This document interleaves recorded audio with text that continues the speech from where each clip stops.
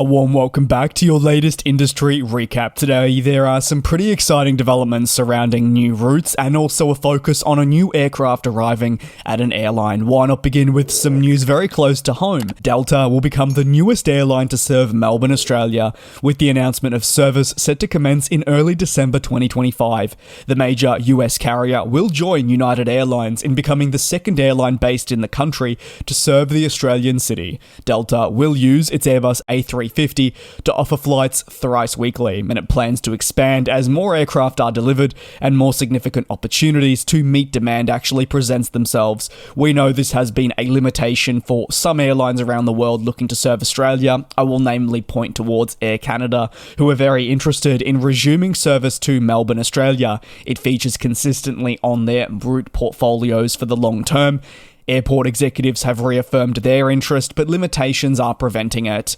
The service, at least for Delta, will present greater opportunities for customers travelling to the United States and beyond, with the ability to access the substantial route network that Delta has curated to serve people right around the world. Moreover, Delta will see itself competing with United and Qantas, aiming to outdo these aforementioned airlines, capturing all important market share, creating a hopefully more competitive landscape, and providing more incentives to fly Delta while also seeing more competition in terms of pricing. Using the A350, Delta will become the first airline to fly the A350 non-stop from Melbourne to the United States, with United operating its 787 and also in the past the 777 from Boeing. If you want to really get into the fun and technical side of things, they would be the only US airline to do so. And while there would be a stopover, Fiji Airways flies its A350 occasionally into Melbourne. You can fly that 350 to Nadi and then switch over to another 350. So technically you can, but I know I'm probably overcomplicating things and maybe being too much of an aviation enthusiast here, but you get what I'm trying to say. That could be a fun game you could play if you wanted. Are there any others that you could do sticking with the A350 entirely? As for that 350, well, Delta configures it to seat a modest 275 passengers, including some of your fresh premium one-seat, with capacity for 40 and an overall 4-class configuration. While steep in the amount of offerings we see, 4 classes certainly are optimizing the space available. You give customers a lot of freedom when it comes to selecting where they want to sit. Melbourne Airport's CEO said the announcement is a monumental occasion for the airport and Delta to help connect the two locations better, with the global airline to be seen now in Victoria. The airport reaffirmed the importance of North America, and there's a sense of pride in the fact that they can really help facilitate hundreds of additional seats each week to Los Angeles and beyond through that all-important network. And while certainly the focus will be on your passenger capabilities, the additional cargo space will allow for more high-value exports to travel from North America. This newly announced service also eliminates the requirement for a transfer through Sydney, which only adds to the expenses and can obviously make this a trade that may be more unfavourable. As for the Delta service, it'll depart Los Angeles in the evening, not to the surprise of many, given this is when many of your North American services jet off for Australia, arriving 2 days later at 8:15. The return leg is wheels up 2 hours later, and a same-day arrival back into Los Angeles at 6:10 in the morning. Over to some aircraft news. TAAG Angola Airlines has entered a new era, taking delivery of its first 787 Dreamliner. The unit is the first of 4 expected to enter the airline's business to help elevate long-haul flying, while adding truckloads of efficiency that had not previously been seen. The new aircraft arrives just before the country's Liberation Day on February 4 and has a new livery as well that has attracted significant attention. TAAG Angola describes the new livery as something that embodies the heritage of Angola and the visibility of key features across the tail and engine. The 787 is a -9 model. It is registered as DQ-TEQ.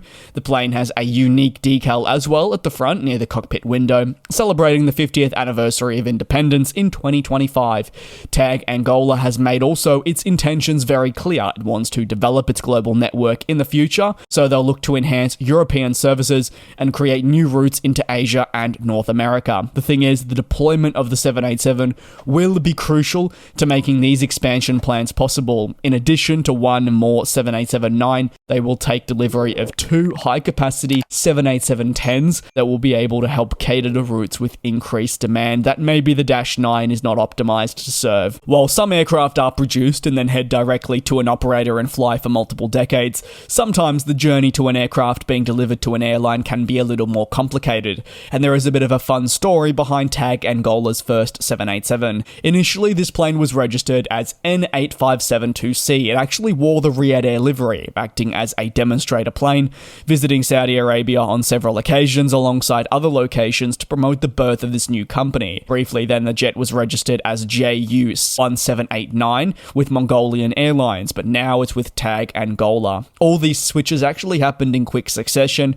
when you know that the aircraft was only produced some 2.7 years ago. As for the final story, well, Icelandair has confirmed that starting on October 26th, 2025, it'll serve Miami International Airport with its A321LR, equipped with long-range capabilities. It'll make the non-stop service possible from its home of Reykjavik.